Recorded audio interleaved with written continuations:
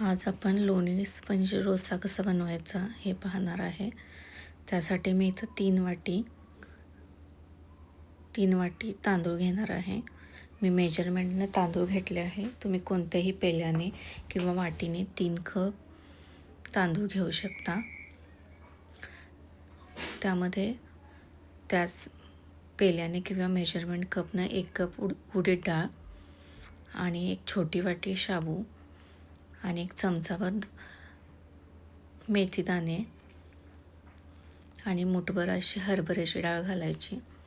ते चांगलं मिक्स करून 3-4 वेळा धुवून घ्यायचं आणि झाकण लावून 4-5 तासासाठी ठेवायचं। त्यानंतर आपले डाळ तांदूळ चांगले भिजले की मिक्सरमध्ये वाटण करून घ्यायचे। वाटण बारीक अशी पेस्ट तयार करून घ्यायची आणि ती फर्मेंट व्हायला रात्रभर ठेवायचं। चला तर पीठ तर फर्मेंट झालेलं आहे। आपण बटाट्याची भाजी बनवूया। त्यासाठी मी इथं कढईमध्ये तेल टाकलेलं आहे।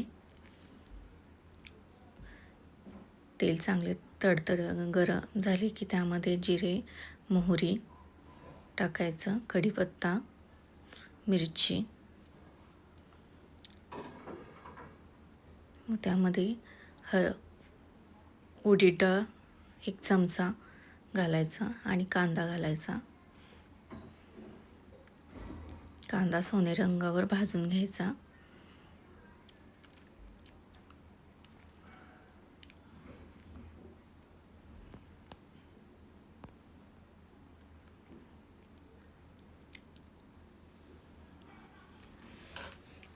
बघू शकता आपला कांदा भाजलेला आहे। त्यामध्ये हळद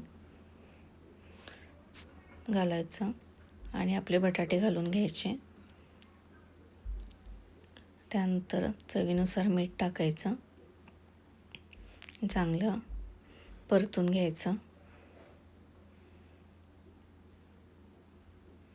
त्यामध्ये थोडंसं पाणी घालायचं। डोसा भाजी ही पातळसर रसरशीतच असते म्हणून पाणी घालायचं।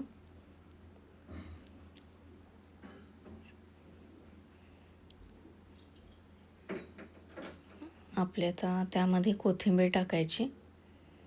आपली डोसा भाजी रेडी आहे। आता आपण डोसे बनवायला घेऊया।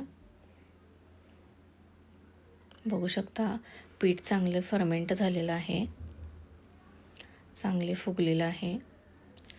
त्यामध्ये मीठ टाकायचं। मीठ चांगलं हलवून घ्यायचं म्हणजे सगळ्या पिठाला असं मीठ लागेल। मी इथं तवा गरम करून ठेवला आहे। त्यामध्ये बॅटर सोडायचं आणि हलक्या त्यामध्ये पळीनं अशी फिरवायची किंवा वाटीनंही फिरवू शकता। व्हिडिओ दाखवल्याप्रमाणे असं फिरवून घ्यायचं। बघू शकता चांगली जाळी पडत आहे। त्यामध्ये लोणी टाकायचं।